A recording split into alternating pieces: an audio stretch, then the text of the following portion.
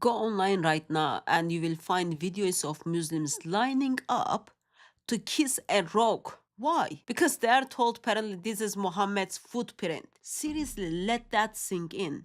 A religion that claims absolute monotheism, right, has people kissing what they believe is the physical footprint of Muhammad. You get to talk to Muslims and then they tell you, well, there is no idols in Islam. There is no devotion to objects in Islam. Yet what we have here, a footprint in a stone, kissed, filmed, and promoted.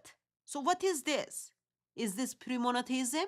Or something that looks suspiciously like that very practices Muslims steps in and then condemns? Let me ask a very basic question here, right? Where did this footprint come from? Who authenticated it? How exactly does a footprint on a rock survived 1400 years? And why are there multiple footprints in different locations? Did Muhammad leave behind a trail of collectible artifacts? Did he thought he was British Museum? Or our people are just believing what they want to believe? They've been lied to and they want to stay and they want to live in that lie. Because if your theology is still built on strict truth and revelation, this should bother you.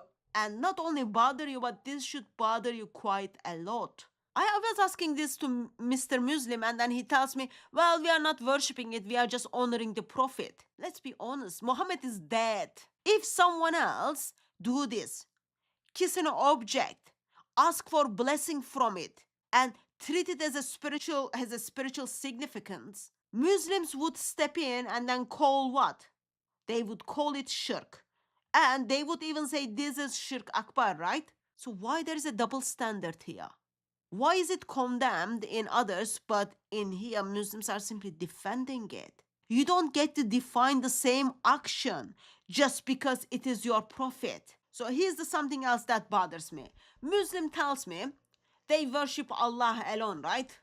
In theory. Allah alone, all that. But in practice, literally like Muhammad is in everywhere. His name is paired with Allah in the Shahada. His behavior is being practiced by millions of Muslims every day in their daily life.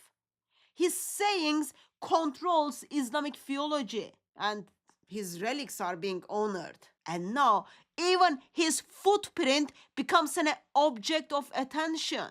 At what point do we stop pretending this is just a respect? Because it looks like a lot of devotion circulating around or centered around a man called Muhammad.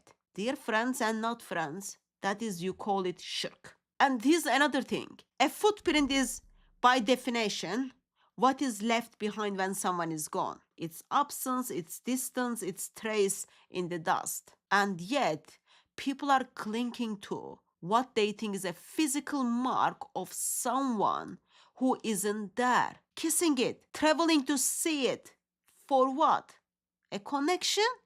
Or just an illusion of one? That just reminds me how Christian message doesn't offer you footprint. It doesn't tell you to chase impression left on a stone.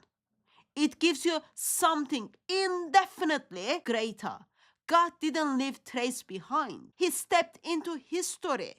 Jesus Christ, eternal Son of Father, is not a memory to be preserved. He is the living Son who reveals the Father. No relics, no guessings, no chasing after physical leftovers. You don't need to kiss the stone to come close to God, because in the gospel, God comes near to you. So ask yourself, why hold on to a footprint when you can know the one who actually walks with you?